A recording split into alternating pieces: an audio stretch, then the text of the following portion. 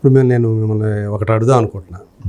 ఇప్పుడు justice Hema committee అనేది ఒక మలయాళం ఇండస్ట్రీలో ఒక పెను సంచలనం సృష్టించింది చెప్పాలి. ఎందుకంటే అక్కడ మనకు మా ఎలాగో అక్కడ అమ్మ అని ఉంది. సో అమ్మకి సంబంధించినటువంటి 17 మంది ఆఫీస్ బేరర్లు, మోహన్ లాల్ దానికి అధ్యక్షుడు అమ్మకి.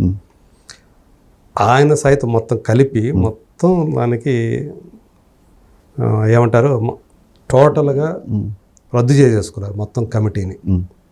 సో ఆ స్థాయికి అక్కడ ఎలిగేషన్స్ రావటం, సిద్దిక్ లాంటి ఒక సీనియర్ డైరెక్టర్ యాక్టర్ మీద, ముఖేష్ లాంటి ఒక సీనియర్ యాక్టర్ మీద, అలాగే అతను ఇలా ఉన్నారు ఇంకా కొంతమంది, ఒక డైరెక్టర్ తులసిదాస్ లాంటి సీనియర్ డైరెక్టర్ మీద, ఇలాంటి వాళ్ళందరి మీద చాలా ఎలిగేషన్స్ వచ్చాయి. దీనికి కొనసాగింపుగా సమంత తెలుగు చిత్ర పరిశ్రమలో కూడా 2019లో ఒక సబ్ కమిటీని ఏర్పాటు చేశారు. దానికి సంబంధించినటువంటి నివేదిక ఏదైతే ఉందో దాని ప్రభుత్వం ఇప్పటికైనా బయట పెట్టాలి అని చెప్పి ఆమె ఒక డిమాండ్ చేసింది. అంటే ఇక్కడ కూడా కాస్టింగ్ కౌచ్ అనేది ఉంది అనేది ఆమె అన్యాపదేశంగా చెప్పినట్లయింది.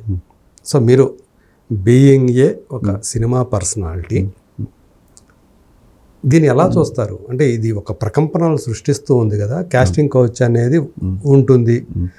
లేటెస్ట్గా రోహిణి గారు కూడా ఆమె తమిళ చిత్రసీమకి రిప్రజెంట్ చేస్తూ మీరు మీడియాకు వచ్చి మాట్లాడద్దమ్మా, ఏదైనా ఉంటే దీనికి సంబంధించి ఏదైతే ఒక కమిటీ ఏర్పాటు చేశామో ఆ కమిటీకి కనుక చెప్తే ఇది మేము పెట్టుకుంటాం, మీకు తర్వాత న్యాయం జరుగుతుంది, అంతేగాని మీడియా ముందుకు వచ్చి ఇట్లాంటి ఘటనల గురించి కాస్టింగ్ కౌచ్ గురించి మీరు మాట్లాడుతున్నారు. కానీ మీరు ఇట్లా ఒక పురుషుడుగా, ఒక మేల్ డైరెక్టర్ మీరు, సో ఇట్లా స్త్రీలకు సంబంధించి ఇక్కడ ఈ కాస్టింగ్ కౌచ్ అనేది ఎక్కువగా వచ్చేది ఏంటి? డైరెక్టర్లు, ప్రొడ్యూసర్లు, లేకపోతే స్టార్స్, వీళ్ళ మీదే వస్తాయి ఈ ఆరోపణలు. సో మీరు చూసినంతవరకు ఇలాంటివి, అంటే ఇప్పుడు సమంత గారు ఏదైతే చెప్పారో ఒకవేళ వస్తే ఇక్కడ కూడా సంచలనమైనటువంటి విషయాలు బయటకు వచ్చే అవకాశం ఉంటుందా? అదే అన్ని చోట్ల ఉంది సార్. అది యాక్చువల్గా కాస్టింగ్ కౌచ్ అనేది అంటే సినిమా పరిశ్రమ అనేది ఒక క్రేజీ పరిశ్రమ కాబట్టి ఇక్కడ తుమ్మిన దగ్గిన వార్త నాకు తెలిసి అన్ని రంగాల, ప్రభుత్వ రంగాలలో ఉంది, రాజకీయ రంగాల్లో ఉంది, రాజకీయాల్లో కూడా చాలా ఘోరంగా ఉంది. కాకపోతే సినిమా వాళ్ళ గురించి అయితే ఎక్కువ మాట్లాడుకుంటారు, క్రేజీ ఉంటుందని చెప్పి చెప్తున్నారు. నాకు తెలిసి ఇప్పుడు కాదు, సినిమా పరిశ్రమ పుట్టుక అప్పటి నుంచి కూడా ఉన్నాయి. అది అంటే ప్రకృతి ధర్మం రీత్యా అన్నట్టుగా ఒక స్త్రీ పురుషుల మధ్య ఉన్న ఆకర్షణ ఎంత పోతుంది, ప్రేమగా మారుతుంది, లేకపోతే ఒక సెక్సువల్ కాంట్రాక్ట్స్గా మారుతుంది. దాన్ని అడ్డం పెట్టుకోవడమే ఇప్పుడు జరుగుతున్న సమస్య అనేది. వాస్తవానికి అప్పటి ప్రముఖుల గురించి కూడా మీరు కూడా సినిమా జర్నలిజంలో బాగా రీసెర్చ్ చేసిన వ్యక్తులు కాబట్టి ఒకసారి వెనక్కి వెళ్ళి చూస్తే పేర్లు అనవసరం, కానీ అప్పటి నుంచి ఉందండి ఇది.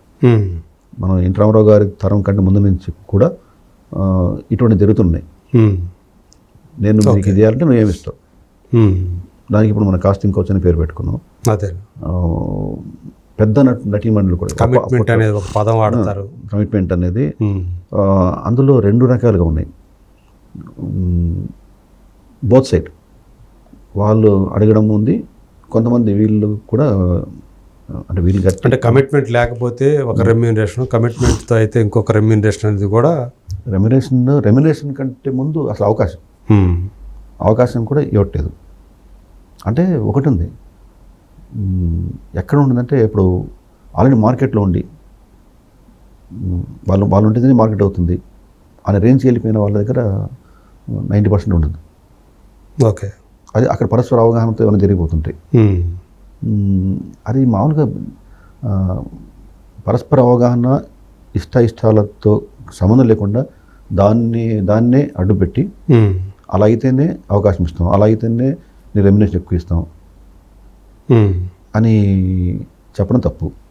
ఇంకోటి ఇవన్నీ పక్కన పెడితే, అవకాశాలు ఇవ్వడం పక్కన పెడితే, అవకాశాలు ఇచ్చిన తర్వాత ఆర్టిస్టులు వాళ్ళు నటిస్తున్నప్పుడు వాళ్ళు కమిటీ యాక్ట్ చేసిన తర్వాత కూడా అది మనసులో పెట్టుకుని రకరకాలుగా వేరుస్తున్న సంఘటనలు ఉన్నాయి. వాళ్ళకు సరైన ట్రీట్మెంట్ ఇవ్వకపోవడం, ఓకే, లొకేషన్స్లో వాళ్ళని బాగా ఎన్ని రకాలుగా హింసించాలో అంటే సరిగా యాక్ట్ చేసినా చేయలేదని అరవడం, నెంబర్ ఆఫ్ షాట్స్ తీయడం, రిస్కీ షాట్స్ పెట్టడం, ఇలా కూడా చేస్తున్నారు చాలామంది. ఇది అంటే అప్పటికంటే ఎక్కువ అయింది. అప్పుడు నాకు తెలిసి ఆ టైంలో కూడా ఉందండి. అంటే మనకు మన కళ్ళారు చూడకపోయినా మన పాత ఇంటర్వ్యూస్ చూసినప్పుడు కానీ లేకపోతే వాళ్ళతో మనం మాట్లాడినప్పుడు కానీ ఇప్పుడు కూడా ఆ తనములు ఉన్నారు కదా, ఆఫ్ ద రికార్డ్ అని చెప్పి కొంత చెప్తూ ఉంటారు. అవి ఉన్నాయి. ఈవెన్ ఇప్పుడు ఇది వచ్చి జస్టిస్ హేమ కమిటీ వచ్చిన తర్వాత, ఆ రిపోర్ట్ వచ్చిన తర్వాత నేను 2-3 ఫీమేల్ ఆర్టిస్టులను అడిగాను.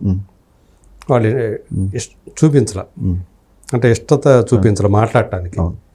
ఇప్పుడు ఎందుకంటే మళ్ళీ అనవసరంగా ఏమన్నమాట, ఖచ్చితంగా ఉంటుంది, అది లేకుండా ఉండదని మేము చెప్పం, ఉంటుంది.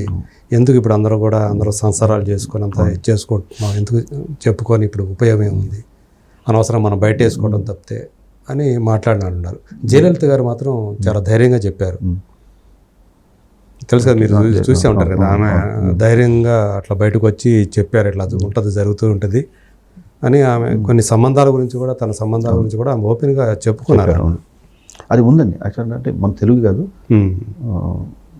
అది, అంటే స్త్రీ పురుషుల మధ్య ఉండే ప్రత్యేక ఆకర్షణ, సెక్సువల్ ఆకర్షణ ఇవనేది అది ఇక్కడే తెలుగులో కాదు, ప్రపంచవ్యాప్తంగా అన్ని భాషల్లో, అన్ని దేశాల్లో. కానీ ఎప్పుడో సంవత్సరాల క్రితం జరిగిపోయింది, మళ్ళీ ఇప్పుడు దాని గురించి వాళ్ళు మాట్లాడటం అనేది యాక్చువల్గా అప్పుడు యాక్సెప్ట్ చేసి, ఇప్పుడు దాని గురించి ఇట్లా నన్ను ఇట్లా చేశారు, అవకాశాల కోసం ఇలా నన్ను వేధించారని ఇప్పుడు చెప్పడం అనేది ఏదైతే ఉందో దాన్ని మీరు ఎంతవరకు సమర్థిస్తారు? అంటే అప్పుడు వీళ్ళు ఒప్పుకొని ఉండకూడదు.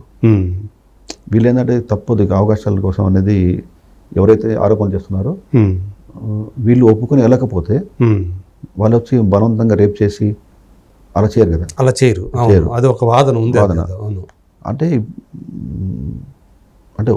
వన్ సైడ్ మాట అనేట్టు ఉంటుంది, కానీ బోత్ సైడ్ రాంగ్స్ ఉన్నాయండి.